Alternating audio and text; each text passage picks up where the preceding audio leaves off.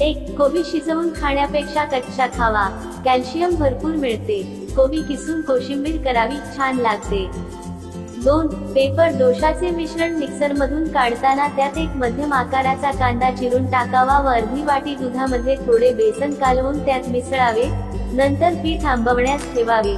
यामुळे डोसा एकदम पातळ व कुरकुरीत होतो व तव्याला अजिबात चिकटत नाही. 3. इडल्या उरल्यावर कुस्करून त्याचा आपण नेहमी रव्याचा उपमा बनवतो त्याप्रमाणे उपमा बनवावा, चांगला होतो. 4. डोसे कुरकुरीत हवे असतील तर तांदूळ व उडीद डाळ 4 ते 1 या प्रमाणात घ्यावी, तर मऊ डोशासाठी हे प्रमाण 3 ते 1 असे असावे. 5. पुलाव, जिरा राईस किंवा मोकळा भात करायचा असल्यास कुकरमध्ये 1.5 पट पाणी घालून फक्त 2 शिट्या कराव्यात, भात फडफडीत होतो. 6.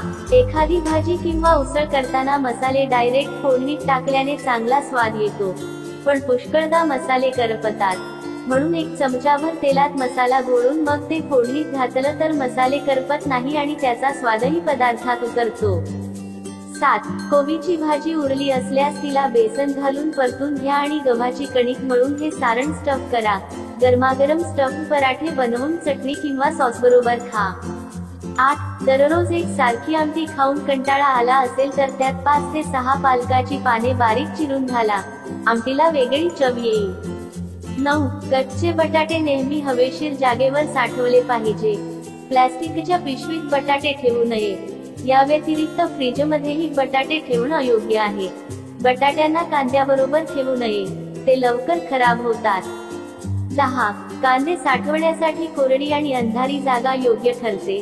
भिंतीवरील कपाटात कांदे साठवणे सर्वात उत्तम. कांदे फ्रीजमध्ये ठेवू नये. 11. कांद्यासारखेच लसूण अंधारी, कोरडी आणि थंड जागी ठेवावं. फ्रीजमध्ये कधीही लसूण साठवू नये. बटाटे आणि लसूण एकत्र ठेवू नये. 12. टोमॅटो फ्रीजमध्ये न ठेवता बास्केट किंवा काचेच्या भांड्यात हवेशीर जागेवर ठेवावे. फ्रीजमध्ये ठेवल्याने टोमॅटोचा स्वाद बिघडतो. 13. साबुदाण्याची खिचडी करताना मिरच्यांचे तुकडे न घालता मिरचीचा ठेचा घालावा. यामुळे मिरचीचा तुकडा दाताखाली येण्याचा धोका कमी होतो. त्याच्याप्रमाणे खिचडीला एकसारखा तिखटपणा मिळतो. 14. पालकाच्या भाजीत पुदिन्याची पानं घालून वरून लिंबू पिळल्यास स्वाद वाढतो. 15. गरम तव्यावर थालीपीठ थापता येत नाही, म्हणून एखाद्या जाड कागदावर किंवा प्लास्टिकवर थापून मग थालीपीठ तव्यावर टाकावे. 16. सुगंध यावा यासाठी दही विरसताना त्यात कढीपत्त्याची 2-3 पाने टाकावी. 17. बुंदीचे लाडू उरल्यास दूध घालून त्याची खीर करावी. ही खीर चवीला छान लागते. 18. स्वयंपाकघरात एखाद्या वस्तूनं पेट घेतल्यास त्यावर मीठ आणि खाण्याचा सोडा टाकावा. यामुळे आग पटकन विझते. 19. कोणतेही पीठ चाळताना चाळणीत छोटीशी वाटी ठेवावी. पीठ लवकर चाळले जाते. 20. आले स्वच्छ करून फ्रीजर मध्ये ठेवल्यास अधिक काळ टिकते, तसेच सहज चिरता व किसता येते. 21. अंडे उकडण्यापूर्वी पिलेने त्याच्या कवचावर अगदी लहानसे छिद्र करा. उकडल्यानंतर अंड्याचे कवच सहज काढता येईल. 22.